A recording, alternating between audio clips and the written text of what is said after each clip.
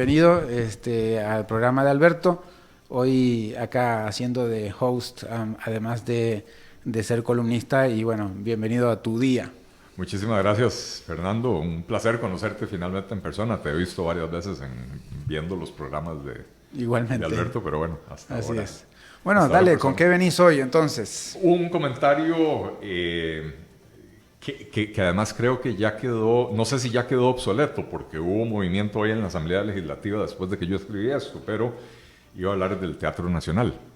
El rechazo legislativo del crédito para el Teatro Nacional no significa que el teatro no necesita los trabajos de restauración, reemplazo del sistema eléctrico e instalación de un sistema antiincendio. Los necesita con urgencia.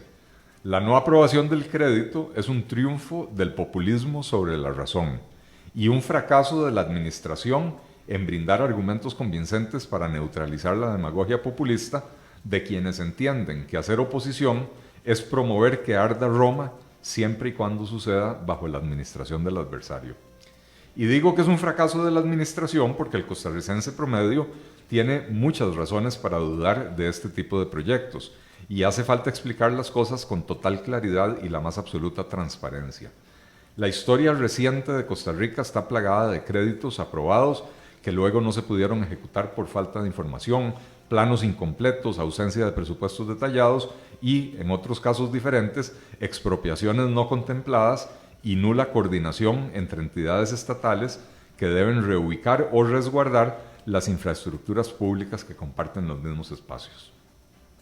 La historia reciente también está plagada de créditos por los que pagamos comisiones sin poder utilizarlos y proyectos que terminan costando el doble de lo inicialmente estimado, si es que alguna vez se llegan a hacer. Pero el Teatro Nacional necesita estos trabajos con urgencia.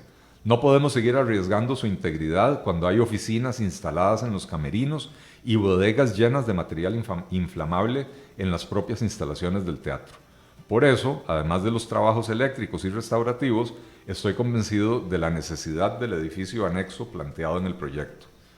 Ojalá que este fracaso sea tomado como una oportunidad por la administración del teatro para explicar mejor el proyecto y someter voluntariamente planos, presupuestos y demás información pertinente a una auditoría externa e independiente que los valide para poder convencer a los incrédulos o que señale las carencias y fallas que habrá que corregir para replantearlo de manera que se pueda aprobar lo más pronto posible.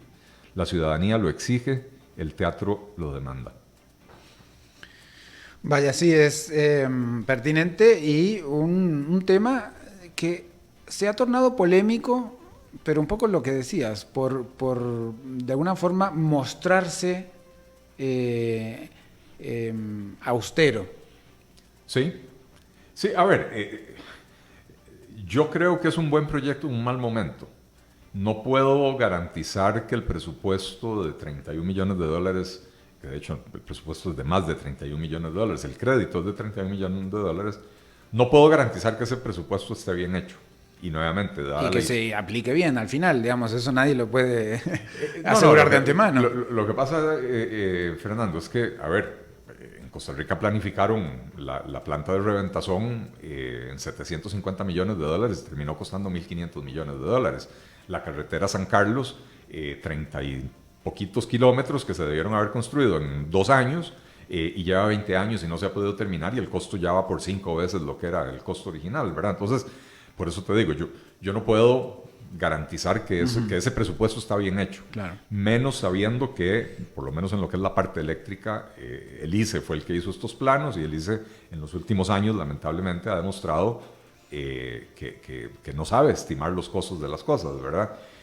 Pero nada de eso es excusa o debería ser excusa para no proteger una joya arquitectónica como es el Teatro Nacional.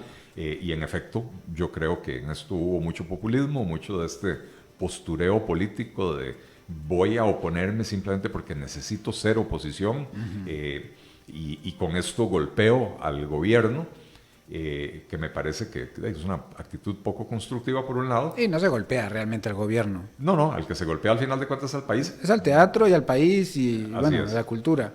Ahora, decías que quizás podía ser obsoleto el comentario por una información que está en desarrollo, ¿verdad? Es decir, en estos momentos hay una propuesta para intentar revertir de alguna manera ese Correcto. rechazo al crédito que se dio ayer. Eso me enteré hace 15 minutos antes de entrar acá, que en la Asamblea Legislativa aparentemente promovieron, no sé si será una moción de revisión del voto de ayer, y entonces se va a volver a someter a votación en segundo debate. Entonces podría ser que el resultado de esa votación cambie. Yo no veo... ¿Pero por qué va a cambiar? Bueno, porque esto es política y probablemente a Pero alguien no se le hizo fueron a ofrecerle modificación, algo, ¿verdad? no se le hizo modificación, simplemente No, en se segundo vuelve a debate- insistir esperando que con la insistencia podamos O cambiar sea, algún en segundo voto. debate no puedes cambiar el proyecto. Ya el proyecto se votó en primer debate, se tiene que volver a votar igual.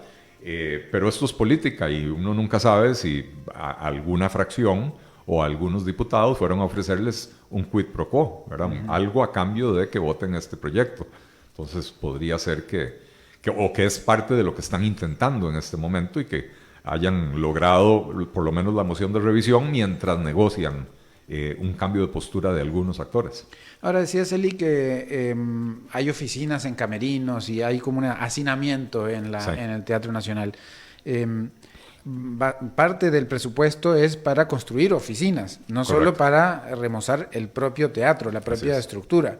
Pero el teatro es el teatro y todo lo que hace funcionar el teatro también es el teatro. Así es, y yo creo que este es un buen momento para replantear cosas, preguntarse si el Teatro Nacional necesita la planilla que tiene, ¿verdad?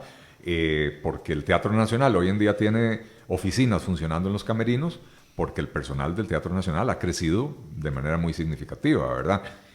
Yo dije en mi comentario que sí, yo creo que este edificio anexo que se planea construir es necesario en buena parte porque la utilería y la bodega y todo no debería estar en las mismas instalaciones. Cuando vos tenés vestidos y props de madera y de materiales inflamables, no deberías de tener eso guardado en la propia infraestructura del teatro. Y menos en ¿verdad? una infraestructura como esa, ¿no? Y menos una infraestructura tan como esa. simbólica, tan Así es. histórica, bueno, que tiene los significados que tiene el Teatro Nacional para Costa Rica. Así es. Se creó en 1890 y bajo este momento histórico de construir identidad nacional. Se hizo el Monumento Nacional en esa época, se le cambió el nombre a la Guerra Centroamericana como Campaña Nacional, se hizo todo lo que tiene que ver con nacional se fue gestando en ese momento para crear identidad. Fue un momento, exacto, fue un momento de creación de identidad nacional.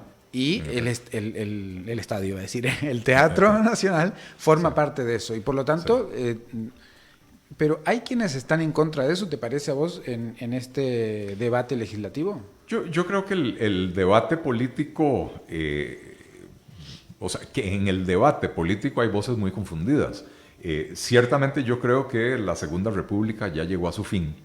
Estamos ante un cambio inminente de régimen, si lo queremos ver de esa manera. Digo yo, esto no quiere decir que aquí lo que sigue es un régimen totalitario o qué sé yo, pero hay que refundar las bases de la República, ¿verdad? Entonces probablemente en algún momento nos atreveremos a hablar de la Tercera República. Pero en esta confusión imperante hay gente que no lo entiende o hay gente que ya entendió que estamos llegando al fin de una era y están empezando a tratar de posicionarse para tener poder en la siguiente república, en el siguiente régimen, ¿verdad? Y entonces empieza a ver uno que las líneas partidistas ya no quieren decir gran cosa, ¿verdad? Uno ve facciones de liberación nacional aliadas con los neopentecostales y fracciones o facciones de liberación nacional queriendo ayudarle al gobierno para que las cosas le vayan bien al país. Algo similar está sucediendo con el PUSC, ¿verdad? Entonces, al final de cuentas, hay unas alianzas que cuesta mucho entenderlas porque no siguen la lógica tradicional partidista, ¿verdad? O sea que esas alianzas van más que con nombres de sus divisas, van con intereses particulares, quizás. ¿O cómo las catalogarías? Bueno, intereses particulares hay, por supuesto, y siempre los hay en la política. No nos hagamos aquí los los anticos, ¿verdad? Pero yo creo que también hay un realineamiento de las fuerzas políticas, ¿verdad? Entonces, lo que hoy conocemos como partidos políticos probablemente dentro de 10 años sea una cuestión completamente diferente. Puede ser que algunos preserven el nombre, pero que reúnan bajo un mismo techo a un montón de gente que andaba desperdigada con diferentes banderas, ¿verdad? Y entonces que al final de cuentas un partido que fue socialdemócrata ahora parezca como un partido conservador. O sea, perfectamente puede suceder una cosa de esas, ¿verdad? Que es más que seguir las líneas que tenían, pues replantearse y pues adoptar otras ideologías. El Partido de Liberación Nacional en algún momento se dijo Partido Socialista.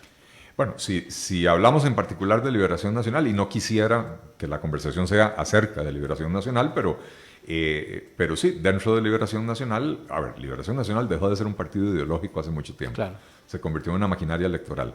El PUSC también, ¿verdad? O sea, los dos partidos tradicionales del bipartidismo dejaron de ser partidos ideológicos, dejaron de ser partidos pensantes y propositivos, se convirtieron en meras maquinarias electorales. Y entonces hoy en día no hay ese apego a la filosofía originaria de los partidos, ¿verdad? Lo que hay es apego a las estructuras de poder o a quienes nos pueden acercar al poder, ¿verdad? Y en ese vaivén hay grupos dentro de Liberación Nacional y hay grupos dentro de la Unidad que lo que están es pensando no en cuál es la ideología que tenemos que seguir, sino con quién nos aliamos para seguir teniendo poder o para volver a tener acceso al poder. Y en el tema del Teatro Nacional, que es nuestra conversación de hoy, esas alianzas están no a favor o en contra del teatro, aunque pareciera que algunas están en contra.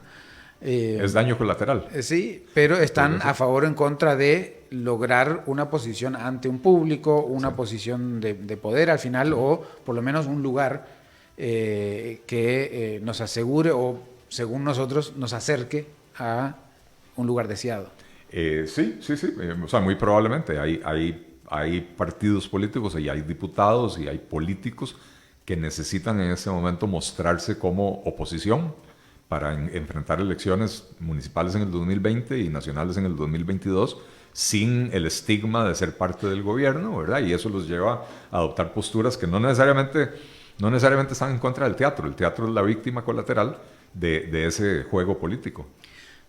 Justamente, como que cayó en mal momento este empréstito del teatro y se generó entonces ahora... Pero podría haber sido el Estadio Nacional en vez del teatro.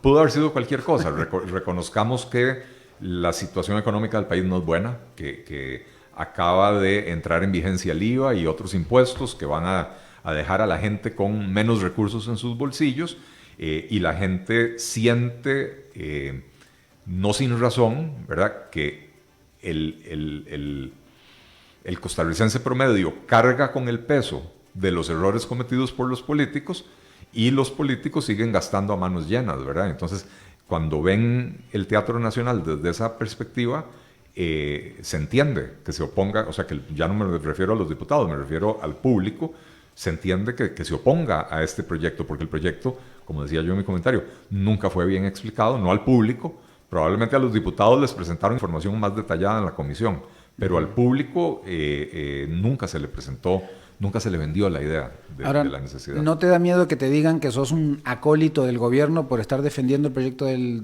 Teatro Nacional?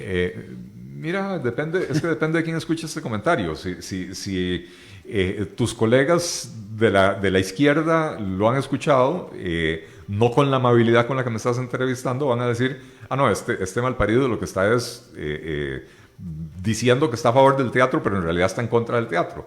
Y desde la derecha van a decir, sí, este está apuntado con el gobierno, es un acólito del gobierno. Yo no hago mis comentarios para quedar bien con nadie, yo no hago política, yo estoy en política, yo no hago política haciendo cálculo de si digo esto quedo bien con esos o quedo bien con aquellos. Yo quiero ser transparente, esto es lo que yo pienso. Si a usted le sirve, perfecto, y si no le sirve, hay otro montón de opciones en el mercado. Y como soy economista liberal y creo en el mercado, creo que la gente tiene que tener la libertad de decir, usted no me gusta, me voy con otro. Muy bien. Bueno, muchas gracias, Eli. Hemos terminado así esta hora de A las 5 con Alberto Padilla. Espero que la hayan pasado bien y que nos veamos dentro de 23 horas, como dice Alberto siempre. Hasta luego.